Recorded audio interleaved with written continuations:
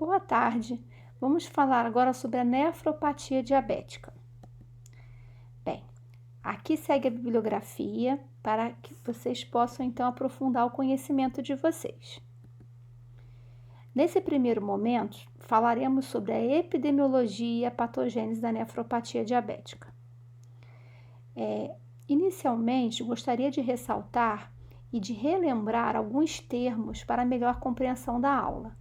O termo microalbuminúria se refere à perda de albumina na urina entre 30 e 300 mg em 24 horas. Esse termo tem sido modernamente substituído por albuminúria moderadamente aumentada.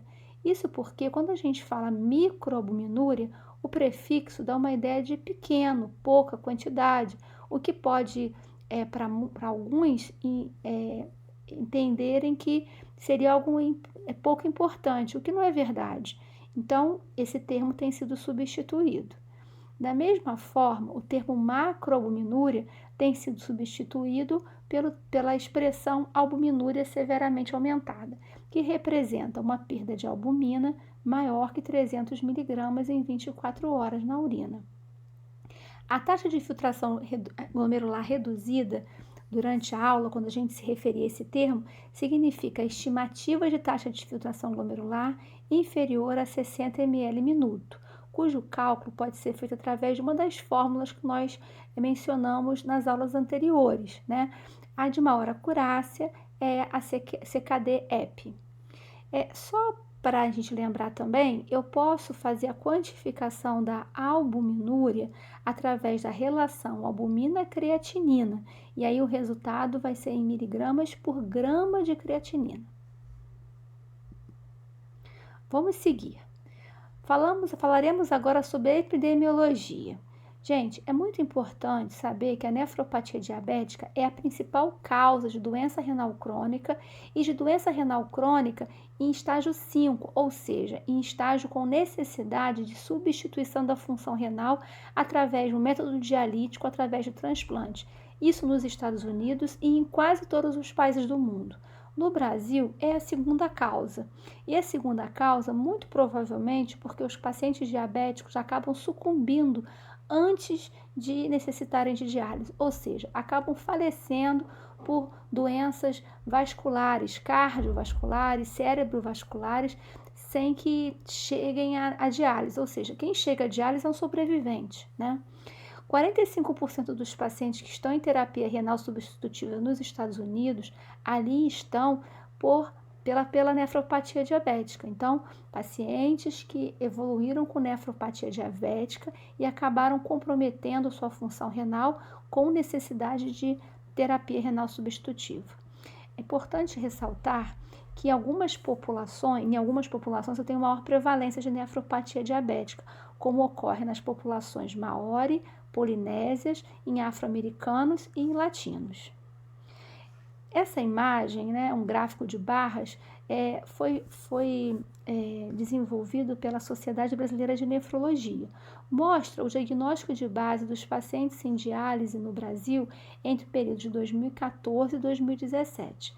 Então, observe, né, a gente tem essa escala de cores mostrando que a hipertensão arterial é a principal causa que leva o paciente a fazer diálise no Brasil, seguida pelo diabetes, sendo que a sua prevalência caiu um pouquinho e do diabetes subiu um pouco. Pode ser que em breve a gente veja aí um empate e no futuro, como no resto do mundo, pode ser que a nefropatia diabética alcance aí o primeiro lugar como causa de diálise no Brasil.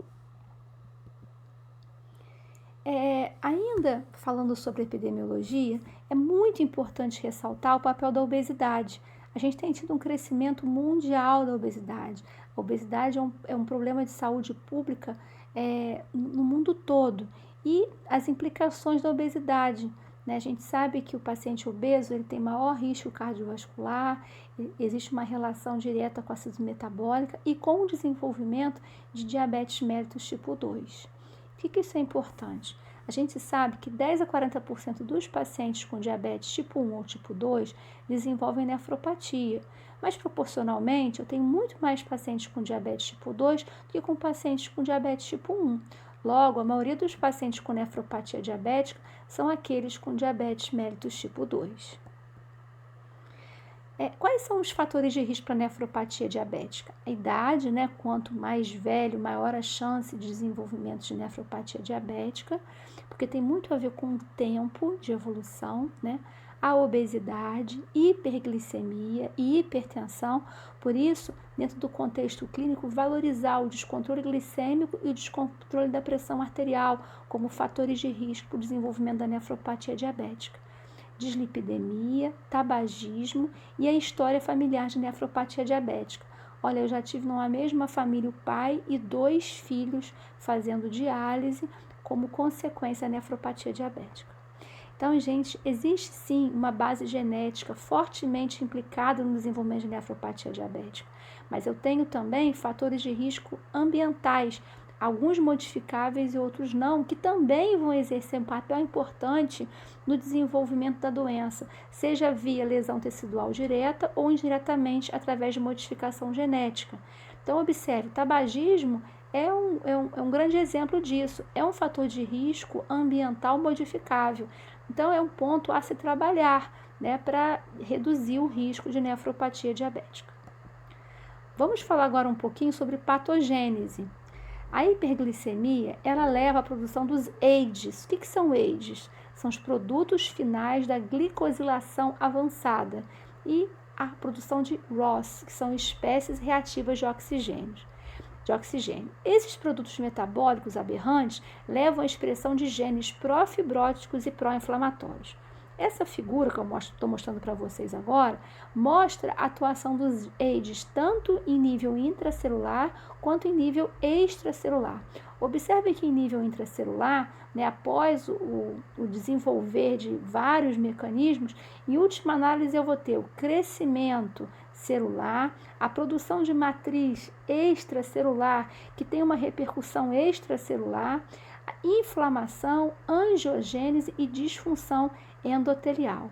Em nível extracelular, eu vou ter aqui uma degradação de proteína reduzida. Em última análise, os AIDs vão levar a glomerulosclerose e a fibrose intersticial, cuja histopatologia eu vou mostrar adiante para vocês.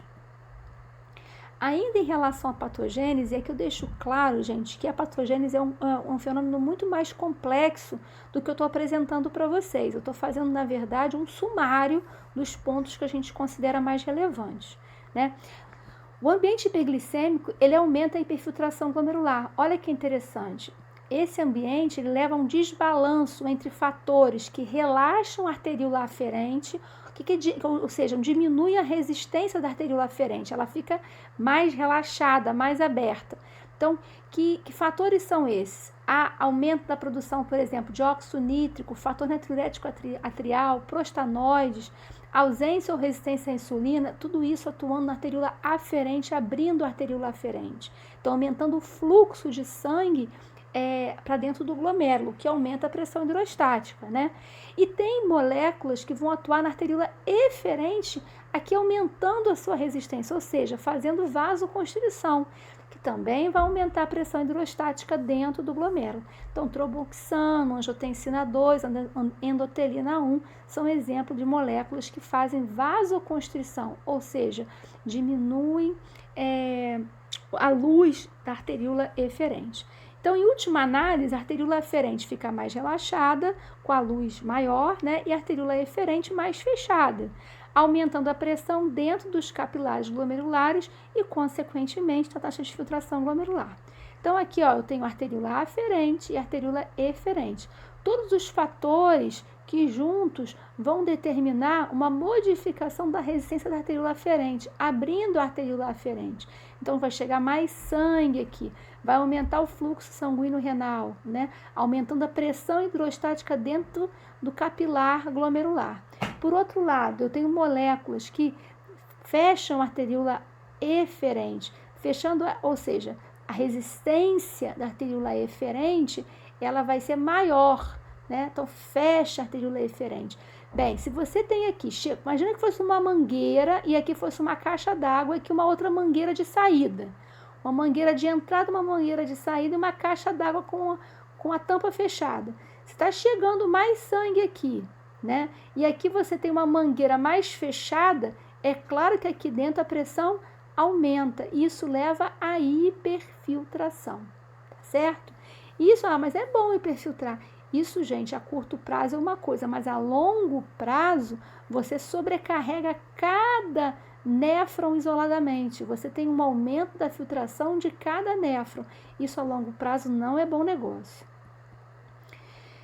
E ainda, olha que interessante, no paciente com nefropatia diabética, há uma perda importante de adaptação à pressão arterial sistêmica. Então, normalmente, quando uma pessoa fica hipertensa, a arteríola aferente, ela fecha um pouquinho. Ela se adapta a essa mudança da pressão arterial sistêmica. Então, aumentou a pressão arterial sistêmica, você vai ter ali a arteríola aferente, ela fecha um pouco, para que não haja uma transmissão do aumento da pressão sistêmica para dentro do glomérulo, né?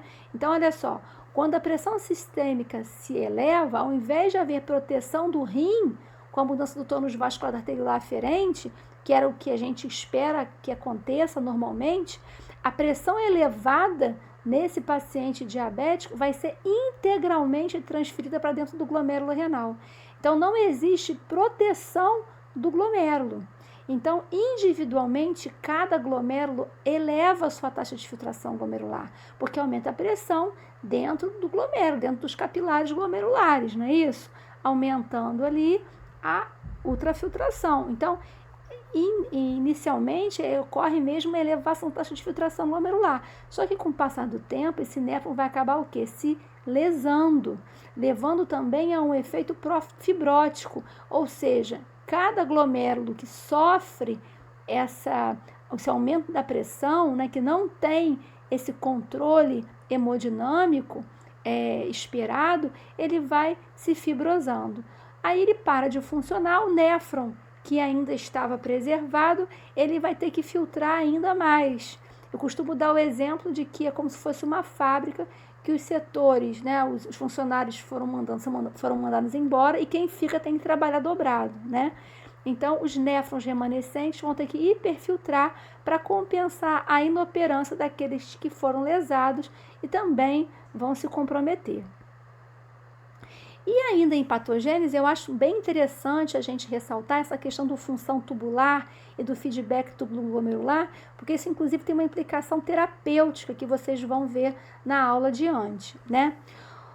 O diabetes, quando o paciente tem diabetes e tem comprometimento já ali na renal, né, doença renal diabética, vai haver, olha que interessante, uma hipertrofia das células do túbulo contornado proximal.